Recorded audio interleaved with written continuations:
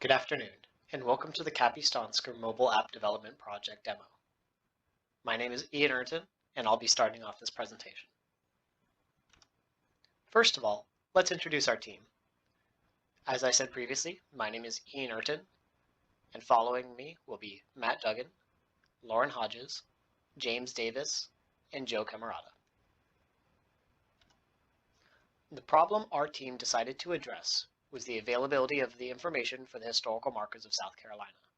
This information is difficult to find online, and the maps that do exist do not include all of the historical markers.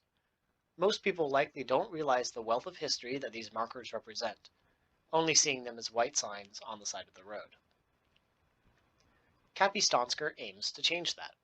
What we have done is more than put the markers on a map. We've created an interactive map-driven historical marker database designed for mobile that can be easily managed and kept up to date. Information for each marker is accessible with the tap of a finger, encouraging users to get out and explore the history of the state. Let's make history fun. Together. Hello, this is Matt, and I'll be talking about our technologies. First off, the foundational software architecture was constructed utilizing Flutter, which has a programming language of Dart. Being very similar to Java and utilizing similar data structure libraries, it didn't take very long to get up and running an application at first. Flutter was an extremely powerful tool in that we can transfer our code for Android to really any other device, whether that be iOS or web applications. This and how we stored our data makes our code extremely generalizable to a range of utilities. Firebase was our data manager. It connects seamlessly with your Android device to store your profile and marker information. Having the scalability to expand to a larger network of users, we felt this was an easy choice.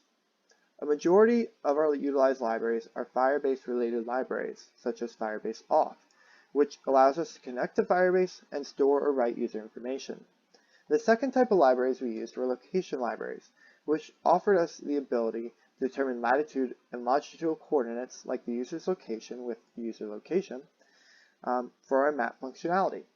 Then, finally, the user interface libraries allowed pre-made templates for specific layout rules to follow, making our app look professional. A wonderful example of this is Flutter Maps, and we'll get talking more about that shortly.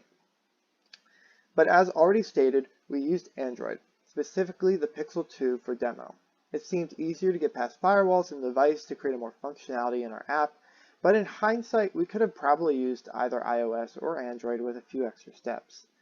Then, for the meat of our functionality, markers and navigation all take place on either Mapbox or with the intent in Google Maps. Mapbox is an open source API which allows developers to change the tiles in the map or add information stitched to layers, completely free. This allows more possibilities in the future for enhancing user experiences and creates our unique map layer for our application. For navigation, I constructed a line layer to give a rough estimate of functionality in Google Maps. This user can even click on a marker to move the navigation onto their Google Maps app. This offers them all the functionality they enjoy, such as alternative routes, switching to driving routes or public transportation, and a more accurate representation of distance to specified locations. The Flutter Maps library takes this map functionality and ties it seamlessly with the UI of our application. And with that, I would like to transfer over to talking about our app and give more information and examples on how we integrated those technologies. Take it away.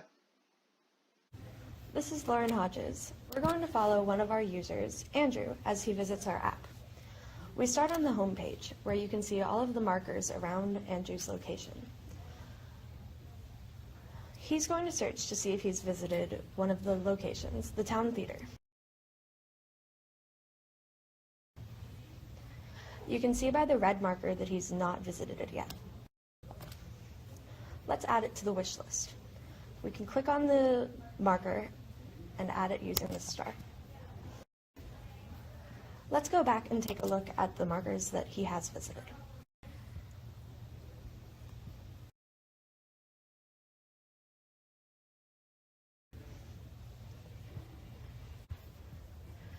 Let's see if Andrew's friend, Ian, has visited the Town Theater. As you go over to the sidebar, you can click on the Friends list and see his friends, you also have the ability to add friends and see their markers. Looks like Ian has 2 markers he's visited. Neither of them are the town theater. Looks like he hasn't been very active.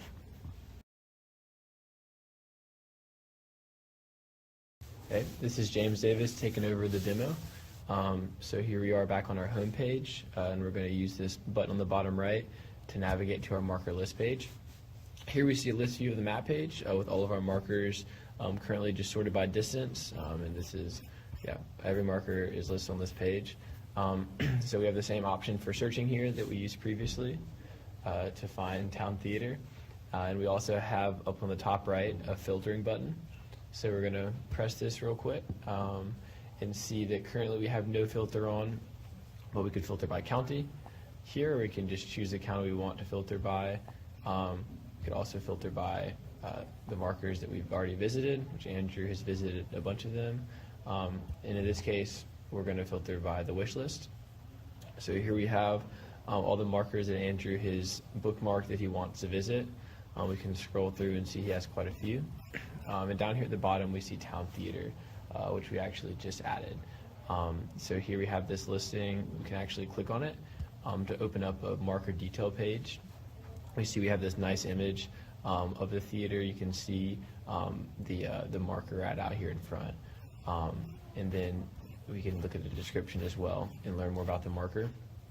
But right now, we're going to go back to the marker list page, and we see this button over here on the right side of the list view of the tile, which is going to allow us to get some navigation so we can see what the route looks like, how far away we are, things like that. So I'm going to click this. It's going to open Google Maps over here, and it's going to load the walking directions from our current location to this marker. We could, of course, choose driving directions as well, but it looks like it's about 6 minutes away. So this is a pretty quick trip. So Andrew may later on try to reach out to his friend Ian and see if they want to go and check it out together. So we're going to navigate back to the app real quick. Okay, so moving on, we're going to look over here. I'm going to come back to the home page first, and then use this side menu with this bottom left-hand button to look more at the markers that Andrew's already visited.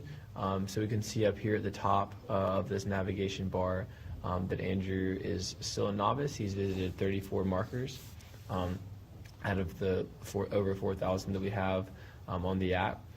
So I'm going to click on the My Markers page link here to get some more detail about how he's doing for each county. So we have here, you can see at the bottom of the screen that he's visited 3 markers in Charleston. You can scroll down and we'll see that down here for Richland, which is where Columbia is where he's visited the most markers. He's been to 18 out of the 208 markers. So he's making some good progress here. Yep, this is the My Markers page, and we can navigate from here back to the home page. All right, this is Joseph talking now. If Andrew wanted to go look at his account page, we'd first open up the side menu and then click right here in the side menu. And so as you can see, it gives a little information on the profile. It has a bio. You can change your display name, and it shows that he's a novice. It also goes through the wish list, the places he's visited, and his friends, which shows all of those details right there. If you wanted to change this, you could just click down here at the edit profile, and you can change your display name, your bio, and your profile picture. So let's change the bio to something like history is fun, because history is fun. And you just scroll down here, update it, and it will take you right back. And as you can see, now the bio is history is fun. So let's get back to the map page.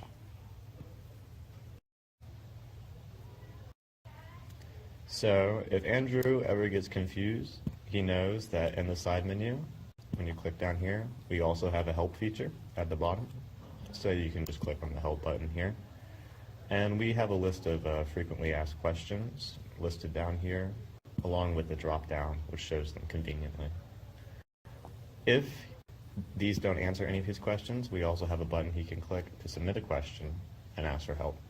And you would just click the button and it would take you through that. So we go back to our home, and now Andrew's ready to start rocking and rolling and learn more about history. Thank you for listening to our presentation.